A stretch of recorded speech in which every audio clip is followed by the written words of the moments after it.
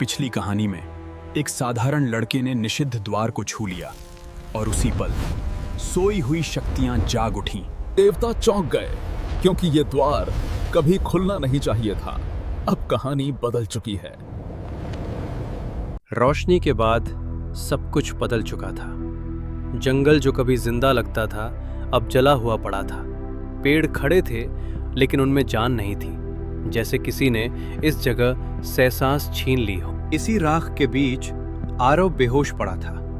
उसका शरीर स्थिर था लेकिन उस पर बने चिन्ह अब भी हल्के हल्के हिल रहे थे, जैसे कुछ अंदर ही अंदर जाग चुका हो। वे चिन्ह साधारण निशान नहीं थे, वे जिंदा लग रहे थे, सांस लेते हुए, धड़कते हुए, जैसे कोई शक्ति अब उसके शरीर में घर बना चुकी हो। द्वार अब शांत था, कोई रोशनी नहीं, कोई आवाज नहीं, लेकिन उसका काम पूरा हो चुका था। कुछ ऐसा छूट गया था इस दुनिया में जो अब वापस नहीं जा सकता। थोड़ी देर बाद आरव की आंखें खुली। सिर भारी था, सांस टूटी हुई और दिल में एक अजीब सी घबराहट जिसका नाम वो नहीं जानता था। और तभी वो आवाज फिर आई, बाहर से नहीं, इस बार भीतर से, सीधे उसके दिमाग में, जैसे वो हमेशा से वहीं थी। आवाज के साथ तस्वीरें आईं, यादें नहीं बल्कि ऐसे दृश्य जो उसने कभी देखे ही नहीं थे। खंडहर, युद्ध और गिरते हुए देवता। अब आरव समझ चुका था, ये सपना नहीं है, ये भ्रम नहीं है। जो कुछ भी जागा है वो अब उससे जुड़ चुका है और उससे पीछा इतनी आसानी से नहीं छूटेगा। जैसे ही आरव खड़ा हुआ, हवा बदलने लगी, पत्ते जमीन से उठे, धूल घूमने लगी, जैसे जंगल उसकी हर हरकत को महसूस कर रहा हो। उसके पैरों के नीचे जमीन कांपी, छोटी सी दरार, लेकिन उसका मतलब बड़ा था।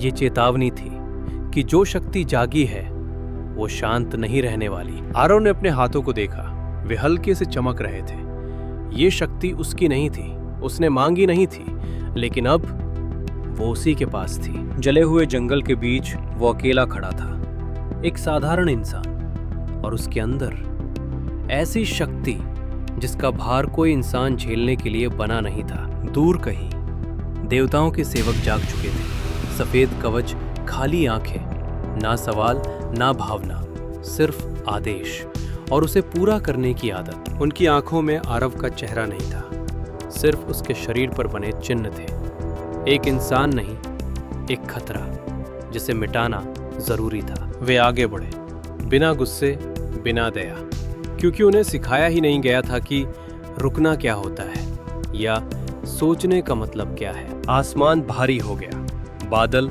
नीचे झुकाए, जैसे पूरी दुनिया जानती हो कि कुछ बहुत गलत अब उसकी ओर बढ़ रहा है और उसे रोकने वाला कोई नहीं। जब आरव गांव के पास पहुंचा, हवा अजीब थी, धुएं की गंध थी और वो सन्नाटा जो हमेशा किसी बुरी सच्चाई से पहले आता है। गांव जल चुका था, घर नहीं बचे थे, लोग नहीं बचे थे, सिर्फ राख। ये कोई दुर्घटना नहीं थी, ये एक संदेश था, सीधा उसी के लिए। आरव घुटनों पर गिर पड़ा। उसके मुंह से कोई आवाज नहीं निकली, ना चीख ना रोना, क्योंकि कुछ दर्द आवाज से भी भारी होते हैं। उसकी मुट्ठी राख में दब गई, चिन्ह तेज चमके, पहली बार गुस्से के साथ, और उस पल आरव डर गया खुद से।